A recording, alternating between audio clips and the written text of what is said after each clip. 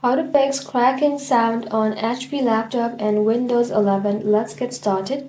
For that, first of all, right-click on the Start menu and then open up Device Manager. Inside here, you want to go ahead and simply expand Sound, Video, and Game Controllers. And just like that, right-click on your audio device. After that, you want to go ahead and simply tap on Uninstall Device.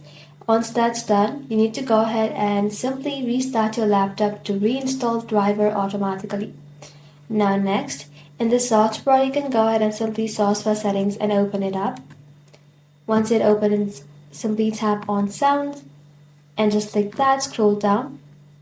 Select your output device and then turn off audio enhancement if the option is available. You should also run the playing audio troubleshooter by tapping on Troubleshoot, Other Troubleshooters, and then you can go ahead and simply click on Run Beside Audio. And finally, make sure Windows is fully up to date and install the latest audio drivers from the HP support website if newer drivers are available.